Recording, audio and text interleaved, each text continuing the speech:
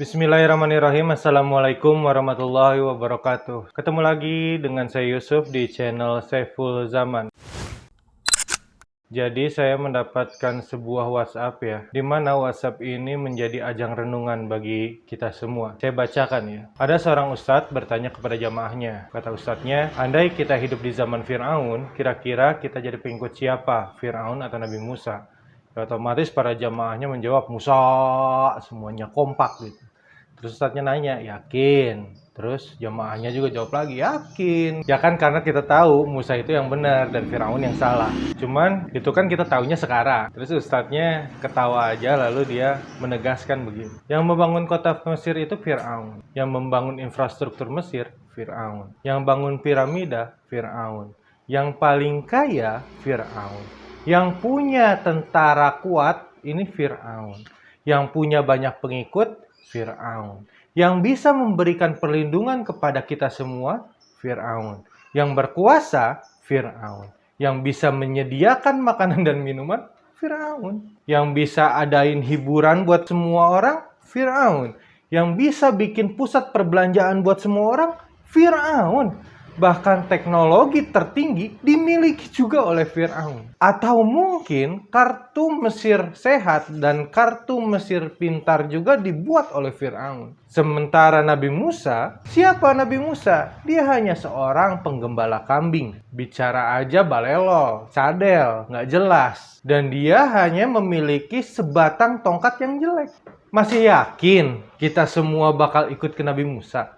Lalu jamaah terdiam, saling menoleh satu sama yang lain. Ustadznya melanjutkan, kerjaan Nabi Musa hanya sebagai penjaga kambing.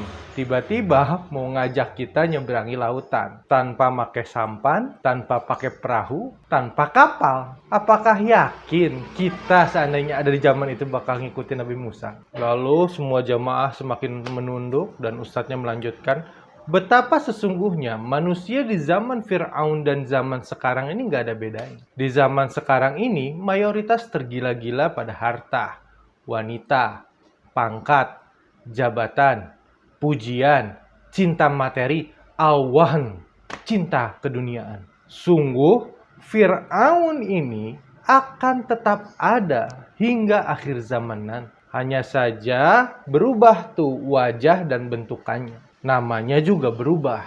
Lagian kan nama Fir'aun kita tahu ya, bukan nama asli juga. Namun secara hakikat, dia akan terus ada. Sebab sejarah akan terus berulang dan kita harus yakin, seyakin-yakinnya, biiznillah, Fir'aun dikalahkan Musa karena kuasa Allah Azza wa Jalla. Siapapun yang akan menjadi pemimpin, itu adalah siratan takdir. Sudah tertulis di Lauhul Mahfuz. Tetapi Allah Subhanahu wa Ta'ala akan mencatat di manakah kita berpihak.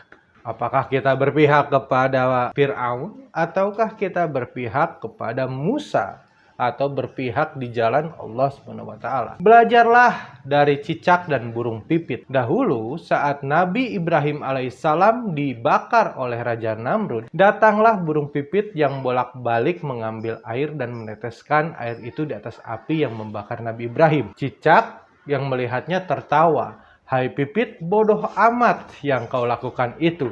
Paruhmu yang kecil hanya bisa menghasilkan beberapa tetes air saja. Mana mungkin bisa memadamkan api itu?" Burung pipit pun menjawab, "Wahai cicak, memang tak mungkinlah aku bisa memadamkan api yang besar itu. Tapi aku tak mau jika Allah Subhanahu wa Ta'ala melihatku diam saja.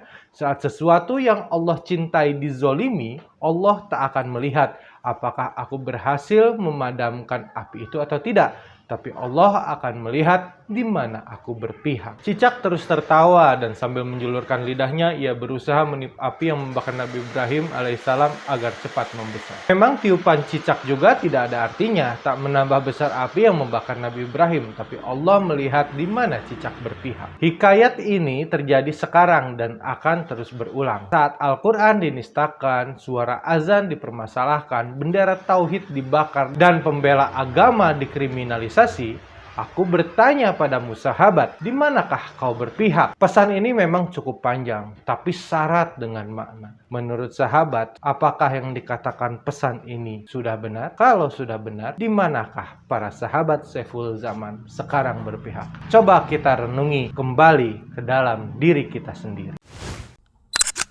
Sejak kami membuka program renovasi masjid, tidak hanya donasi yang kami dapatkan, tapi juga informasi dari berbagai wilayah di Indonesia yang menyampaikan bahwa kondisi masjid di daerahnya sungguh sangat membutuhkan bantuan karena kondisinya yang tidak layak. Apalagi masjid, rumah Allah, tentu harus kita jaga dan kondisikan sebaik mungkin. Dan perlu kami informasikan bahwa target pertama untuk renovasi masjid ini ada di Masjid Al-Hadi di daerah Cicadas, Kota Bandung. Setelah itu, insya Allah kita akan mulai merambah ke masjid-masjid lain. Dan dikarenakan memang donasi yang terkumpul untuk renovasi masjid belum mencapai RAB yang sudah dibuat, maka kami masih tetap membuka peluang kesempatan ibadah buat sahabat semua berwakaf di jalan Allah. Insya Allah kami akan menyalurkannya tepat sasaran. Jazakumullah khairan katsira. Assalamualaikum warahmatullahi wabarakatuh.